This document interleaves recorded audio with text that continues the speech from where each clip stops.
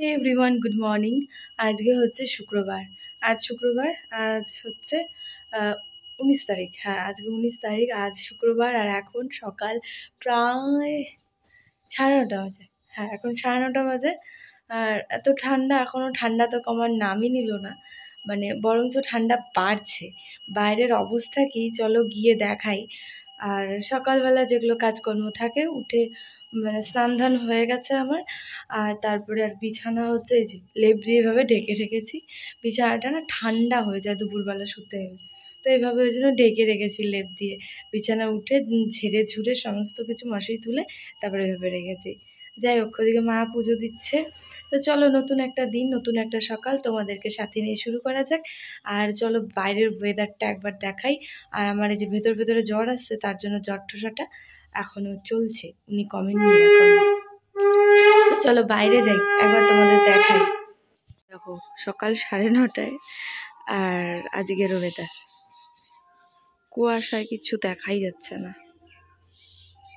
এইটুকু দূরত্বেই কুয়াশা দিয়ে ভরা, পুরো ভর্তি পুরো।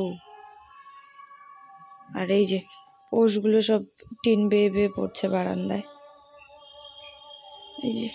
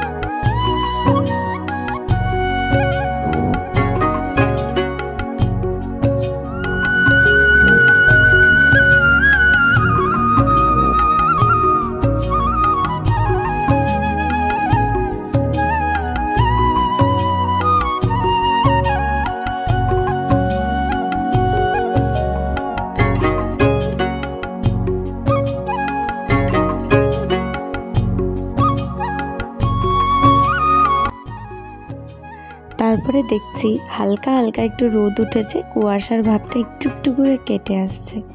বেশ একটু রোদ উঠেছে, কিন্তু আরামই লাগছিল এই রোদে বসে রোদ তাপাতে। তারপরে সকালবেলার আজকের হচ্ছে মেনু বলতে পারো, ভাত, গরম ভাত, তার সাথে মাছ ভাজা আর কাঁচা লঙ্কা ভাজা। চলো, সকালে খাওয়া হয়ে গেছে, এবারে হচ্ছে দুপুরবেলা রান্না বান্না করব। তো আজকে চলো হাঁসের ডিম কষা করব, আর সেই রেসিপি তোমাদের সাথে শেয়ার করব। তো আমি ডিম আলু সেদ্ধ করে নিয়েছি, ছোট ছোট আলু দিয়েছি, তো সেটা সেদ্ধ করে নিয়েছি। আর এখন এগুলো সব ছুলে নেব। আর সঙ্গে হচ্ছে শাক ভাজা করব, আর একটা শিম, পেঁয়াজ কলি, আলু দিয়ে আর একটা ভাজা করব, আর তারপরে ডিমটা বসাবো।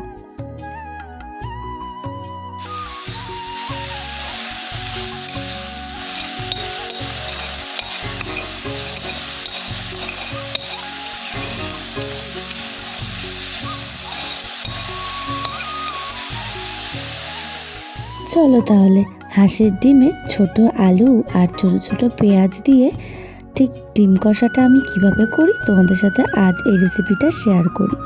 দেখো, প্রথমে আমি ডিমগুলো চিড়ে নুন হলুদ দিয়ে একটু ভেজে নিচ্ছি। আর ওদিকে দেখো শাক ভাজা আর যেই ভাজাটা ভাজবো বললাম তোমাদেরকে, এই দুটো হয়ে গেছে, তুলে নিয়েছি। আর ডিমটা ভেজে তুলে নিলাম, আর তারপরে ছোট আলুগুলো তেলের মধ্যে একটু করে ভেজে নিচ্ছি নুন হলুদ দিয়ে। হাঁসের ডিম কার কার ভালো লাগে বলো? আমার ডিম একটা খুব প্রিয় না, কিন্তু হাঁসের ডিম আমার ভালোই লাগে। কিন্তু যেহেতু আমার ঠান্ডার দোষ আছে, তাই রেগুলার আমি খেতে পারি না। আজ অনেক দিন বাদে খাওয়া হচ্ছে। তো এদিকে দেখো আলুগুলো ভেজে নিলাম, ভেজে এখন আলুগুলো তুলে নেব। আর ওদিকে ভাতটা বসিয়ে দিলাম। আর আমি না ভাত সবসময় ইলেকট্রিক কেটলিতে জলটা গরম করে তারপরে একেবারে চালের মধ্যে দিয়ে দিই। তাহলে ভাতটা দেখবে একদম 5 মিনিটের মধ্যে উতাল চলে আসে। আর 5 থেকে 7 মিনিটের ভাত হতে সময়ই লাগে না, এত তাড়াতাড়ি ভাত হয়। আর চালটা আমি ভিজিয়ে রাখি, আমার ওই জন্য খুব তাড়াতাড়ি হয়। তো এখানে তেলের মধ্যে জিরে আর শুকনো লঙ্কা, তেজপাতা ফোড়ন দিয়ে তারপরে আমি দিয়ে দিলাম হচ্ছে কুচনো পেঁয়াজ। দিয়ে পেঁয়াজটাকে খুব ভালোভাবে ভেজে নেব আর কি।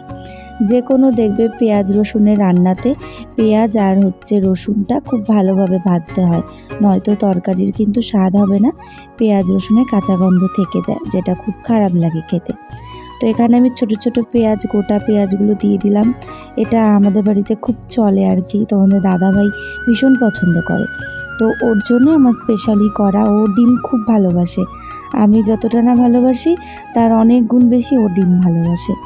তো এখানে হচ্ছে নুন আর হলুদ দিয়ে একটু করে ভেজে নিয়েছি। আর এবারে দিয়ে দিব বেটে রাখা কাঁচা লঙ্কা, শুকনো লঙ্কা আর হচ্ছে আদা, রসুন আর জিরে একসাথে সব মিক্সিতেই বেটে নিয়েছি। তো সেই মশলাটা দিয়ে দিলাম, দিয়ে এবারে ভালোভাবে একটু করে কষিয়ে নেব। তোমরা চাইলে গোটা রসুনও দিতে পারো, আমি গোটা রসুন দেই কিন্তু আজকে হচ্ছে দিচ্ছি না আর কি। তো এখন আস্তে ধীরে কষাবো। আর ওদিকে দেখো আমার ভাতটাও উতলে গেছে। তো ডিম কষানোর জন্য ওই মশলাটাকে খুব সময় নিয়ে আঁচ কমিয়ে ভাজা ভাজা করে নেব, যাতে রসুনের কাঁচা গন্ধটা একেবারেই চলে যায়।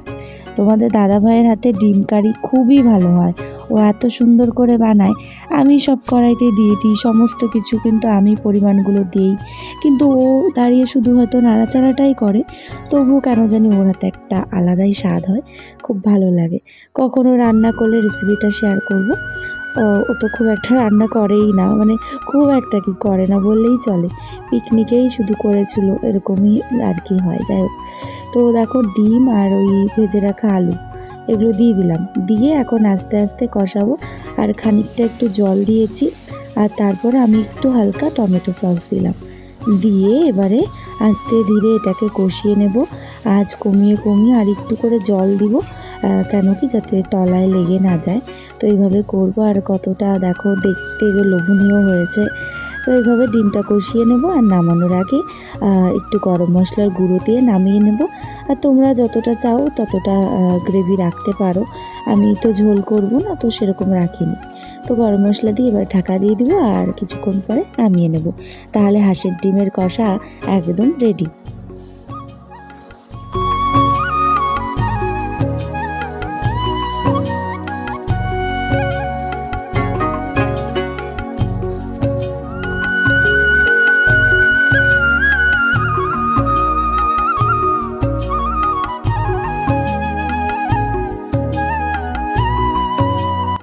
বেলা যত বেড়েছে তত আজকে রোদ উঠেছে, বেশ অনেক দিন পর এতটা ঝলমলে রোদ উঠেছে।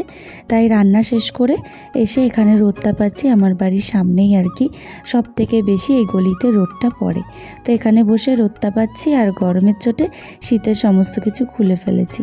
চলো তাহলে আজকের ব্লগটা এখানেই শেষ করছি, টাটা।